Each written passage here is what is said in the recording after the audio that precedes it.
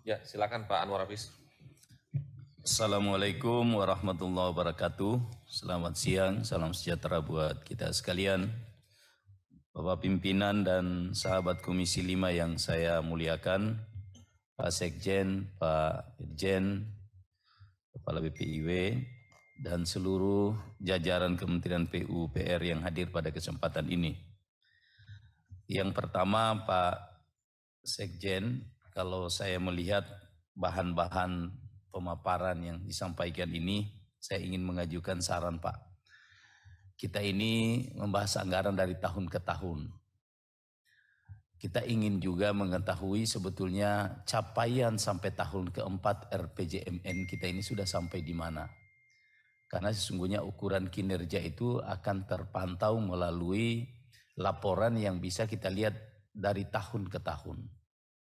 Oleh karena itu mungkin kami butuh itu Pak Sekjen disampaikan sehingga kita bisa melakukan evaluasi secara umum bahwa Kementerian PUPR sampai dengan tahun kerja 2023 ini kita sudah sampai di sini Pak.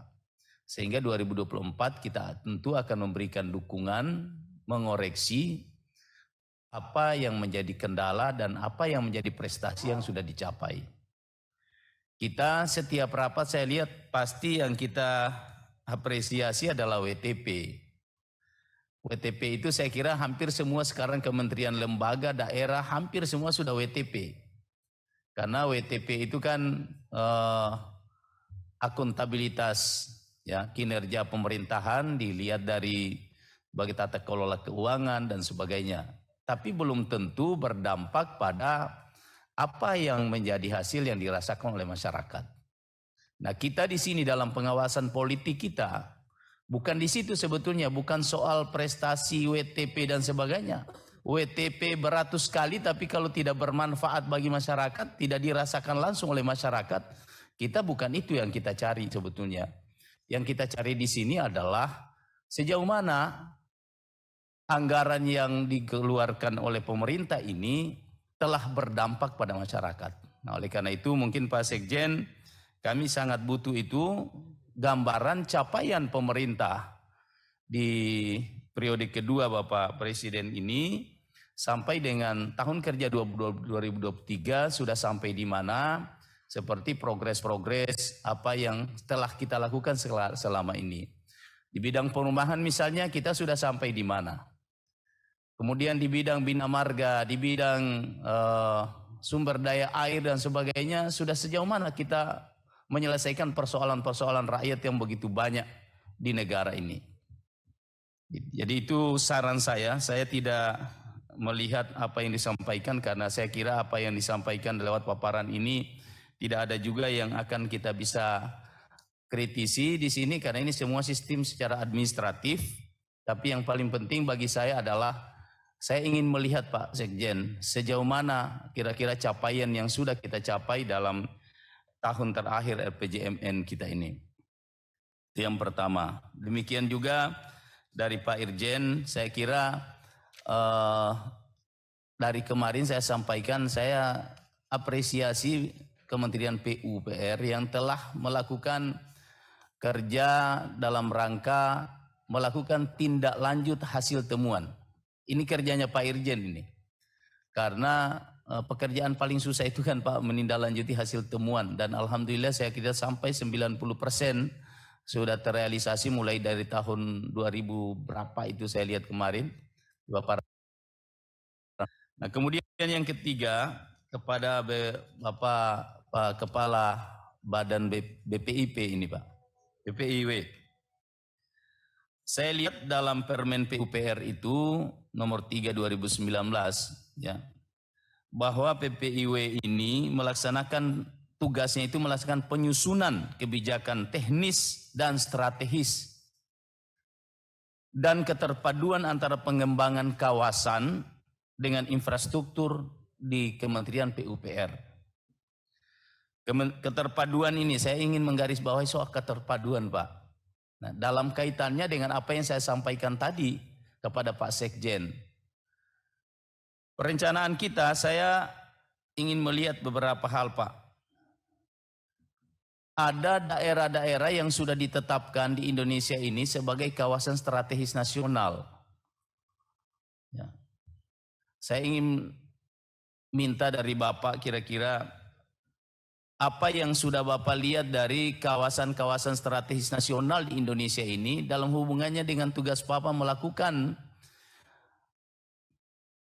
perencanaan, ya, memberikan bahan dalam hal keterpaduan tadi, perencanaan di dalam internal PUPR. Contoh misalnya Pak, saya ingin mengambil satu contoh kawasan strategis nasional yang sudah ditetapkan. Ada salah satu kawasan industri di Sulawesi Tengah. Namanya PT Indonesia Morowali Indonesia Industrial Park. Itu kawasan industri yang Pak Presiden banggakan di mana-mana. Dari tahun 2015 sampai 2022 ini telah menyumbang, ya, pajak kepada negara itu kurang lebih 570 triliun. Ini Pak Presiden di mana-mana selalu sampaikan.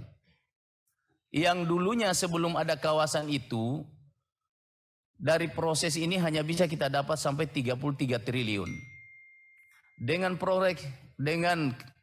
program hilirisasi yang terjadi di sana itu bisa sampai 570 triliun. Luar biasa Pak hasil yang telah disumbangkan oleh kawasan industri yang ada di sana itu.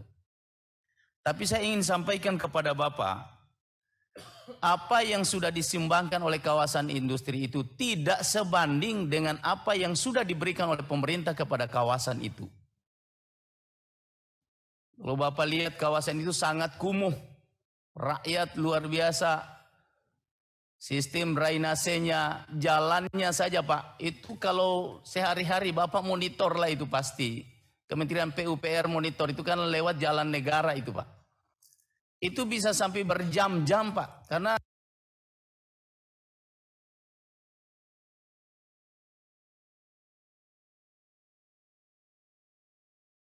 sampai dengan belum kawasan Pak. Jalan-jalannya itu tidak ada yang teraspal, tidak ada drainase. Belum TPA-nya, tempat sampahnya. Belum lagi sumber air baku yang ada di sana.